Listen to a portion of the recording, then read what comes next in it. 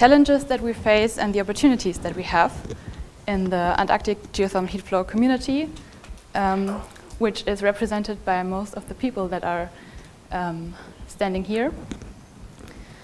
And yeah, so this is going to be a brief overview. So more than 99% of the Antarctic continent is covered by a thick ice sheet, and therefore it holds the largest potential source for sea level rise.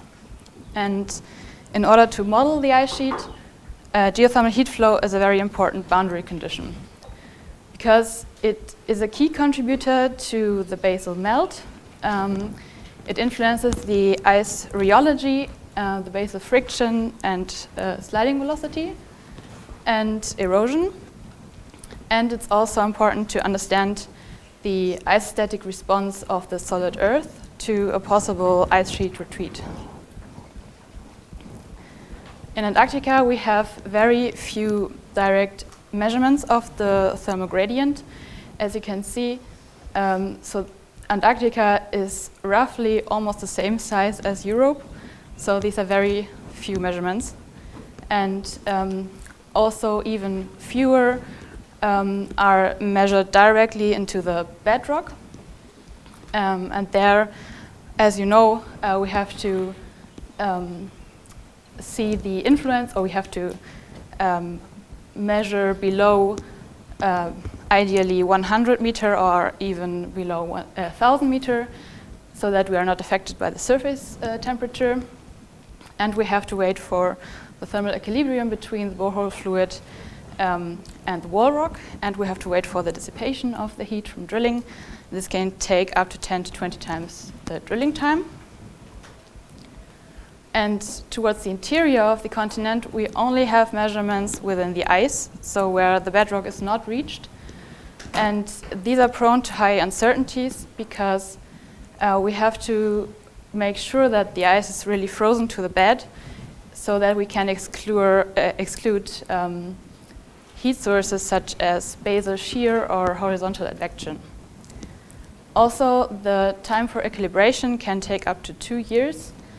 And we again have to consider the penetration depth of the surface temperature. Offshore, we have measurements within unconsolidated sediments that are measured by gravity-driven probes. These are these are very shallow measurements, below 10 meters. This is a very fast method, and it has to make sure that it is measured within a very deep water column, so that the temperature variation, the long period temperature variation, is damped by the water. So these are very sparse, is very sparsely measured in Antarctica, and it's not enough to say something about the continent-wide geothermal heat flow. And this is why we rely on indirect methods. So here you can see 6 different heat flow models for Antarctica. The first one is based on a very rough subdivision of tectonic provinces, and the other 5 are either based on only magnetics or only seismics. And as you can see, there's no real consensus between these models, except maybe that West Antarctica is higher than East Antarctica, or is warmer than East Antarctica.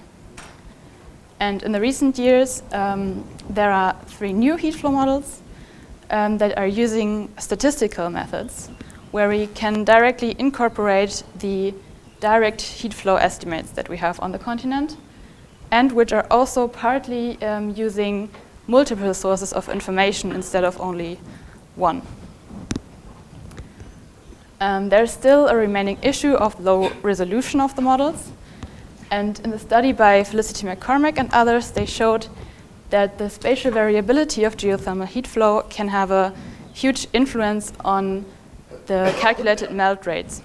So for their study, they generated 500 different heat flow models, or heat flow anomalies for this part of East Antarctica, which are all varying in smoothness, and have all an average of 55 milliwatts per square meter.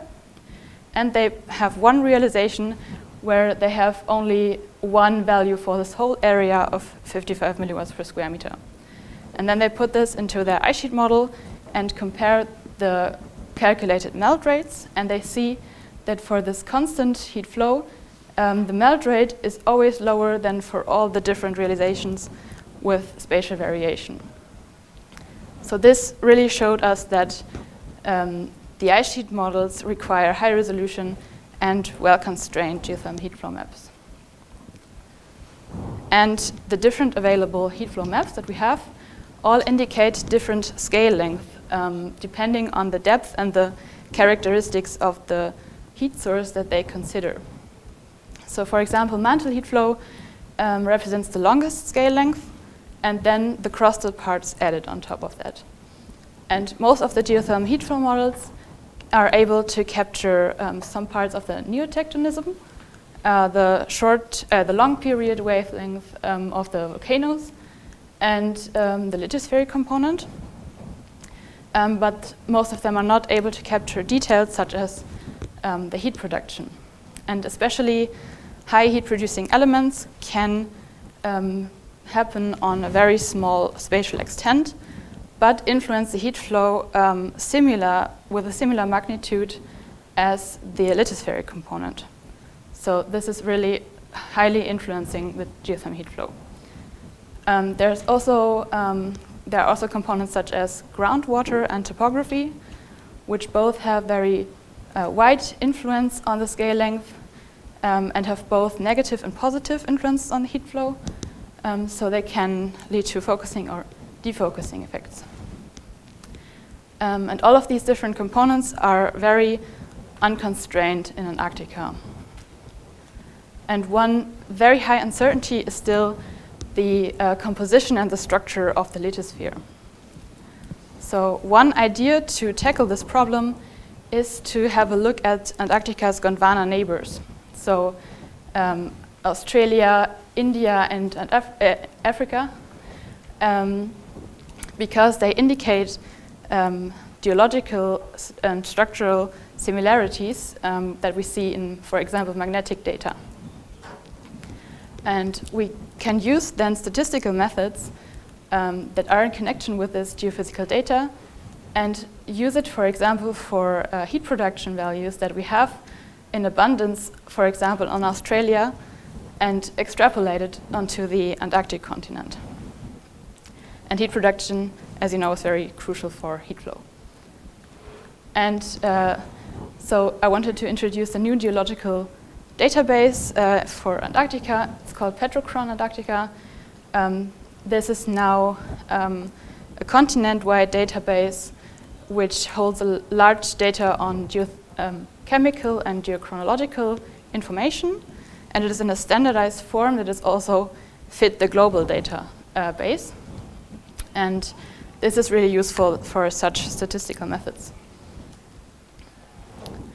Another approach, which comes from satellites, is that we can use the microwave radiation that is measured by the Soil, Moisture, and Ocean Salinity satellite, ESMOS, where we can derive the glacial temperatures within the ice sheet. It has a high penetration depth of up to 1,500 meters, and together with glaciological and emission models, we can model the 1D temperature of the ice sheet with it.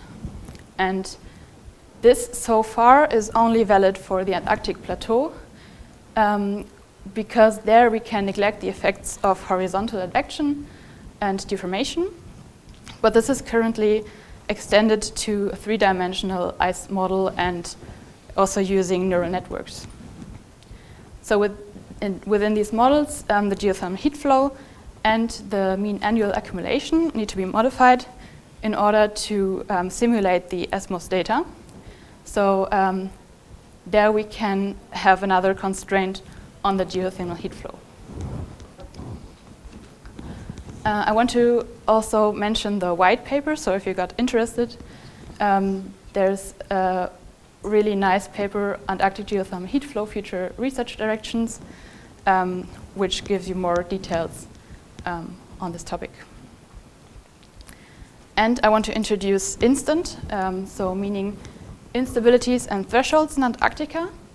It's a research program from SCAR, and it's a very international and interdisciplinary group which aims to constrain Antarctica's contribution to global sea level changes. And it consists of 3 different themes, so atmosphere, ocean ice interactions, earth ice interactions, and science and stakeholders interactions.